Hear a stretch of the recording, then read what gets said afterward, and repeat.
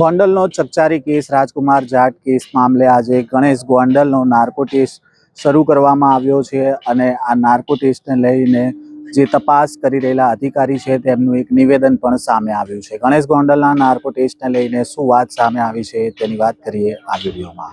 વૈષ્ણવજન તો તેને કહીએ જે પીડ પરાઈ જાનાને રે।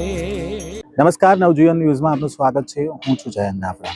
ગોંડલના ચકચારી કેસ રાજકુમાર જાટ કેસને લઈને જે મામલો છે તે ગુજરાત હાઈકોર્ટમાં પહોંચ્યો હતો, કારણ કે રાજકુમાર જાટના પિતા છે તેમનો દાવો હતો કે તેમનો જે દીકરો છે તેમનું જે હત્યા કરી હોવાનો તેમનો દાવો હતો અને આને જ લઈને તેમણે આ મામલો કોર્ટમાં પડકાર્યો હતો અને ગુજરાત હાઈકોર્ટ દ્વારા આ જે કેસ છે તેની તપાસ છે સુરેન્દ્રનગરના એસપી પ્રેમસુખ ડેલુને આપવામાં આવી હતી અને તપાસ સોંપ્યા બાદ પ્રેમસુખ ડેલુ દ્વારા છે ગુજરાત હાઈકોર્ટમાં ગણેશ ગોંડલનો નાર્કો ટેસ્ટ કરવામાં આવે તેની માંગ કરી હતી। જો કે કોર્ટ તરફથી નાર્કો ટેસ્ટ કરવા માટેની મંજૂરી મળી હતી, ત્યારબાદ ગણેશ ગોંડલ દ્વારા પણ નાર્કો ટેસ્ટ કરવા માટેની મંજૂરી આપી હતી અને આજે ગણેશ ગોંડલનો છે તે નાર્કો ટેસ્ટ થવાનો હતો। થોડા દિવસ પહેલાંથી જ આ મામલે મેડિકલ પ્રક્રિયા છે તે શરૂ કરવામાં આવી હતી અને આ નાર્કો ટેસ્ટ આજે શરૂ થયો છે તેને લઈને શું કહી રહ્યા છે એસપી પ્રેમસુખ ડેલુ તેમને પણ સાંભળીએ।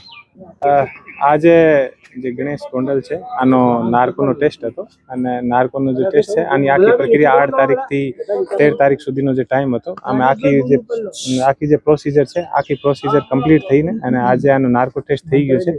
હવે 1-2 દિવસમાં આની આખી જે રિપોર્ટ તૈયાર થઈ જશે અને આ રિપોર્ટ જે તૈયાર થશે આ માનનીય હાઈકોર્ટ જે ગુજરાત હાઈકોર્ટ છે આના અંદર મૂકવામાં આવશે। પ્રશ્નાવલી તૈયાર થઈ હતી, કેટલા પ્રશ્નોની યાદી તૈયાર થઈ હતી? આ એક એફએસએલ જે ઓફિસર હોય છે આના પોતાના રીતે બધા જે કેસ છે આની સ્ટડી કરીને અને આને આધારિત એ લોકો પસંદ તૈયાર કરતા હોય છે અને અમે જે આઈઓ અને જે પોલીસ ઓફિસર હોય છે આ સમયે અમે કોઈ પણ પાસે નથી રહેતા અને આનો એક આખો જે પ્રોટોકોલ હોય છે અને આ પ્રોટોકોલને તે લોકો બધા કરતા હોય છે અને પ્રોટોકોલ આધારિત કરીને અને એ લોકો અમને પછી આનો જે કન્ક્લુઝન છે એ આપવાના હોય છે અને આ કન્ક્લુઝન આધારિત અમે લોકો હાઈકોર્ટમાં રિપોર્ટ કરીશું। આના સિવાય બીજા કોઈના છે?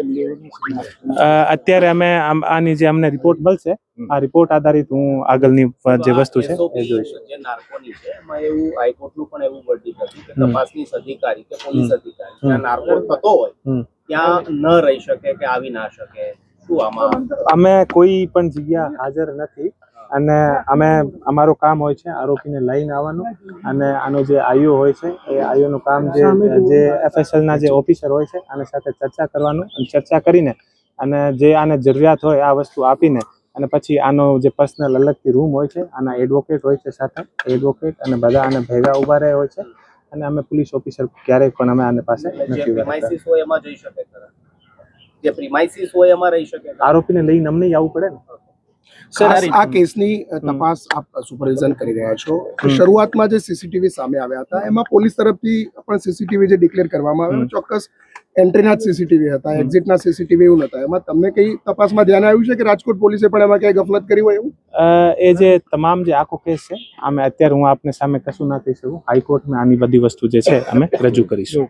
સર, આ રિપોર્ટ ક્યારે આવશે અને ક્યારે કોર્ટમાં રજૂ થશે? 15 તારીખના હાઈકોર્ટમાં મહત્વના કયા પુરાવા છે કે જે તપાસ આપે એને ત્યારથી કલેક્ટ કરાય? એ બધી વસ્તુ હાઈકોર્ટમાં મૂકવામાં આવશે તમામ। વિડીયોગ્રાફી પણ હાઈકોર્ટમાં સબમિટ થશે કે આ વિડીયો? હા, તમામ વસ્તુ જે હાઈકોર્ટ માંગશે તમામ વસ્તુ હાઈકોર્ટમાં। જે અમુક વિડીયોગ્રાફી મિસિંગ છે, એના ઘરના સીસીટીવી છે, ઘરમાં જતા આવતા સીસીટીવી છે, તો એ સીસીટીવી આપણે કલેક્ટ કર્યા છે, કોર્ટ પર રજૂ કરીશું? બધા કોર્ટમાં છે। તો આપણે સાંભળ્યા એસપી પ્રેમસુખ ડેલુને અત્યારે જે નાર્કો ટેસ્ટ ગણેશ ગોંડલનો ચાલી રહ્યો છે તેને લઈને તેમણે આખી વાત કરી અને જે આ નાર્કો ટેસ્ટની પ્રક્રિયા ચાલી રહી છે તેની અંદર આખી પેનલ છે અને આનો જે રિપોર્ટ છે તે આગામી સમયમાં 15 તારીખે છે તે કોર્ટમાં રજૂ કરવામાં આવશે અને જે વિડીયો ફૂટેજ છે જે નાર્કો ટેસ્ટ કરવામાં આવ્યો તે વિડીયો ફૂટેજ પણ કોર્ટના આદેશ પ્રમાણે કોર્ટમાં રજૂ કરવામાં આવશે તે પ્રકારનું નિવેદન છે તે એસપી પ્રેમસુખ ડેલુએ આપ્યું છે। હવે નાર્કો ટેસ્ટ બાદ કોર્ટમાં જ્યારે આ નાર્કો ટેસ્ટનો રિપોર્ટ જાય છે ત્યારે શું ખુલાસા થાય છે આ કેસમાં તે જોવું રહ્યું। આ પ્રકારના સમાચાર અને અહેવાલ સાથે ફરી મળીશું। નવજીવન ન્યૂઝ સાથે જોડાયેલા રહેજો।